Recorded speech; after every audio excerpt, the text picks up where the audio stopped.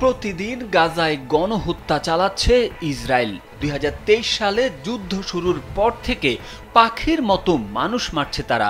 সরকারি হিসেবে এখন পর্যন্ত ইসরায়েলি বাহিনী গাজায় প্রায় ৬০,০০০ মানুষকে হত্যা করেছে, তবে প্রকৃতপক্ষে এই সংখ্যা আরও বেশি। এবার ইসরায়েলের এই গণহত্যায় কারা সাহায্য করছে তা প্রকাশ করেছে জাতিসংঘ।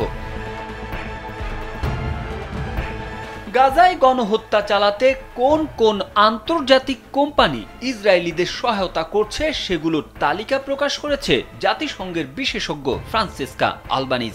ফ্রান্সিস্কা তার প্রতিবেদনে ৪৮টি কর্পোরেট প্রতিষ্ঠানকে অভিযুক্ত করেছেন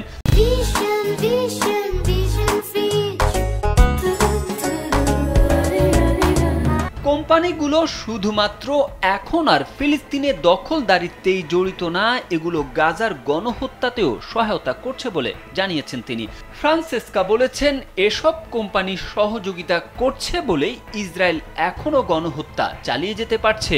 আল জাজিরার এক প্রতিবেদনে বিষয়টি তুলে ধরা হয়েছে। যেসব কোম্পানিকে চিহ্নিত করা হয়েছে সেগুলোর মধ্যে সামরিক খাতে মার্কিন অস্ত্র নির্মাতা প্রতিষ্ঠান লকহিড মার্টিন এবং ইতালির লিওনার্দো এসপিওর মতো কোম্পানিগুলো ইসরায়েলকে যুদ্ধ বিমান এবং অন্যান্য সামরিক সরঞ্জাম সরবরাহ করছে, যা গাজায় ব্যবহার করা হচ্ছে। প্রযুক্তি খাতে মাইক্রোসফট, গুগলের প্যারেন্ট কোম্পানি আলফাবেট, অ্যামাজন এবং আইবিএম এর মতো প্রযুক্তি জায়ান্টরা ইসরায়েলি কর্তৃপক্ষকে নজরদারি এবং বায়োমেট্রিক ডেটা ব্যবস্থায় সহায়তা করছে। প্যালান্টির টেকনোলজিস ইসরায়েলি কোম্পানিকে কৃত্রিম বুদ্ধিমত্তা এআই ভিত্তিক লক্ষ্যবস্তু নির্ধারণে প্রযুক্তি সরবরাহ করছে বলে অভিযোগ রয়েছে।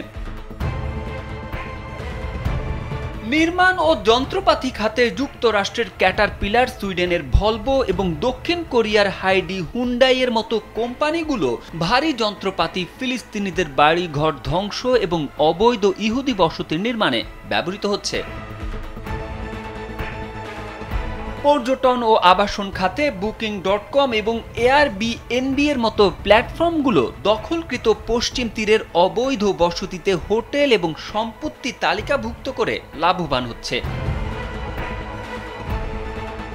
জ্বালানি ও সম্পদ খাতে যুক্তরাষ্ট্রের ড্রামন্ড কোম্পানি, সুইজারল্যান্ডের গ্লেনকোর ইসরায়েলের বিদ্যুৎ উৎপাদনের জন্য কয়লা সরবরাহ করছে। বিনিয়োগকারী প্রতিষ্ঠান খাতে বিশ্বের দুটি বৃহৎ অ্যাসেট ম্যানেজার ব্ল্যাকরক এবং ভ্যানগার্ড অভিযুক্ত অনেক কোম্পানির প্রধান বিনিয়োগকারী হিসেবে চিহ্নিত হয়েছে। জাতিসংঘের প্রতিবেদনটিতে বলা হয়েছে, এই ধরনের কার্যকলাপের জন্য কোম্পানি এবং তাদের কর্মকর্তারা আন্তর্জাতিক অপরাধ আদালতে বিচারের মুখোমুখি হতে পারেন। প্রতিবেদনটি আগামীকাল বৃহস্পতিবার জেনেভায় একটি সংবাদ সম্মেলনে আনুষ্ঠানিকভাবে প্রকাশ করা হবে।